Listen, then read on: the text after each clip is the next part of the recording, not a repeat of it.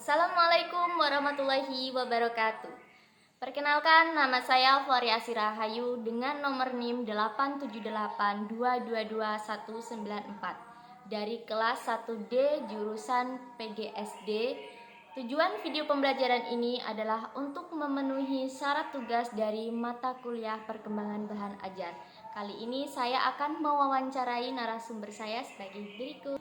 Terima kasih, perkenalkan nama saya Hasrining. Saya berasal dari SD Negeri 1 Pancatunggal Benawa. Baik, hari ini saya ditunjuk oleh mahasiswa dari Universitas Terbuka yang bernama Variasi Rahayu dan saya dijadikan sebagai narasumber di sini. Terima kasih.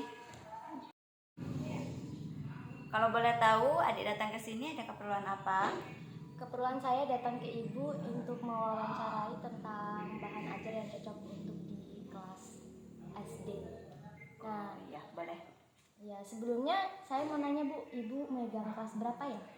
Untuk tahun ini saya memegang anak kelas 1. Oh, anak kelas 1. Iya. Kalau seperti itu, bahan ajar yang cocok untuk kelas fase A atau kelas 1 2 itu apa Ibu? Untuk fase A atau di usia kelas 1 dan juga kelas 2, biasa yang digunakan adalah bahan ajarnya berupa buku cetak yang memiliki banyak gambar. Baiklah, makasih Bu. Tapi sebelumnya Ibu pernah megang fase B dan C? Ya, saya pernah memegang untuk fase B dan juga C. Itu untuk kelas 3 dan juga kelas 4, dia disebut di fase B. Kemudian yang untuk fase C, dia masuk di kelas 5 dan juga kelas 6. Kalau boleh tahu Bu, bahan ajar yang cocok untuk kelas 3 dan 4 atau fase B itu apa Ibu?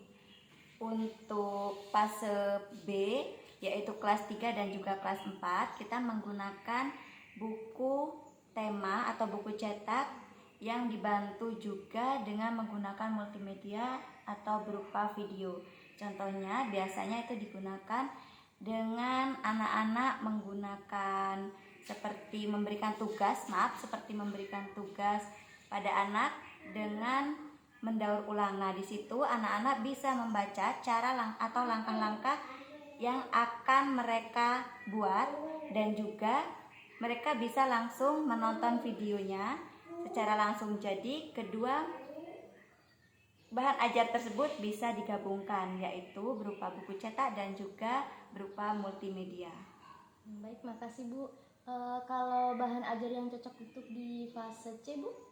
Untuk fase C itu kelas 5 dan juga kelas 6, selain dari buku cetak, mereka juga sudah lebih kompleks atau lebih mengenal ke multimedia secara langsung. Di sini juga banyak kegiatan yang bisa kita berikan melalui multimedia agar anak lebih tertarik untuk belajar. Oh ya, makasih Bu. Tapi kalau menurut Ibu, lebih cocok mana bahan ajar cetak atau bahan ajar multimedia untuk fase kelas A? Untuk fase kelas A atau di kelas 1 dan juga kelas 2, bagi saya itu lebih cocok menggunakan buku cetak. Nah, kenapa? Karena di usia kelas 1 dan juga kelas 2, di sini anak-anak masih membutuhkan untuk peningkatan atau pengembangan di fisik motorik mereka. Di sini mereka juga karena anak-anaknya belum begitu terlatih untuk membaca dan belum lancar dalam membaca, mereka masih membutuhkan untuk pengembangan pada fisik motorik mereka, seperti mereka membuka buku, kemudian mereka memegang pensil, cara menulis. Nah, di situ mereka masih memerlukan untuk penggunaan di buku cetak. Oh iya, terima kasih Bu. Kalau untuk fase B itu lebih cocok bahan ajar cetak atau bahan ajar multimedia Bu? Untuk fase B, kelas 4 dan juga kelas 3, nah di situ kita bisa kombinasi cara penggunaan dari buku cetak dan juga multimedia. Untuk buku cetak, selain mereka bisa membaca, sudah mulai belajar membaca, mereka juga bisa mengenal multimedia dengan cara menonton dari beberapa video yang bisa kita manfaatkan sebagai bahan ajar tambahan kepada anak. agar tidak begitu menonton dan mereka juga bisa lebih memfokuskan apa yang mereka ingin tahu. Baik, terima kasih. Terus kalau untuk fase C itu cocok yang mana, Bu? Untuk yang fase C atau yang kelas 5 dan juga kelas 6 itu keduanya sangat kita butuhkan.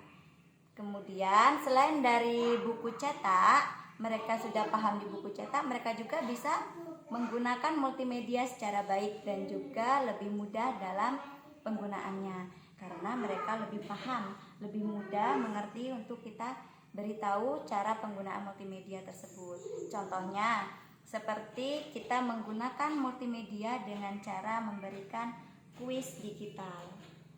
Oh, iya. Terus kalau menurut Ibu, bagaimana Ibu buat bahan ajar dengan karakter anak itu, maksudnya dengan kemampuan anak yang berbeda-beda? Oke, untuk memberikan perbedaan ya, maksudnya tugas atau ini untuk anak yang bervariasi, di situ kita bisa memberikan bermacam-macam tugas. Contohnya bisa kita membuat suatu kelompok, per kelompok kita buat tugas berdasarkan kemampuan anak karena tidak semua anak itu bisa menggunakan atau mampu yang sama dengan kemampuan yang sama. Kita bisa memberikan tingkatan dalam pemberian tugas kepada mereka sesuai dengan kemampuannya masing-masing.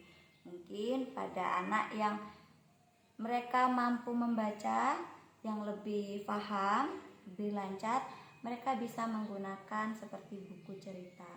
Kemudian bagi anak-anak yang lebih dominan dengan mereka belajar menggunakan visual atau audio, bisa kita berikan kesempatan kepada mereka juga belajar menggunakan alat tersebut.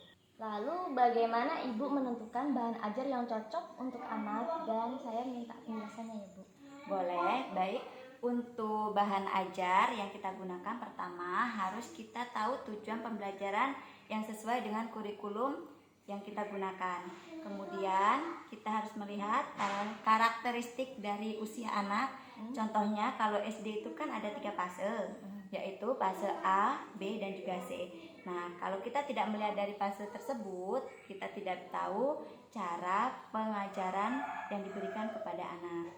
Jadi kita sesuaikan dengan fase yang sudah ditentukan oleh pemerintah. Kemudian selanjutnya yaitu kita harus tahu keadaan fasilitas yang ada di sekolah.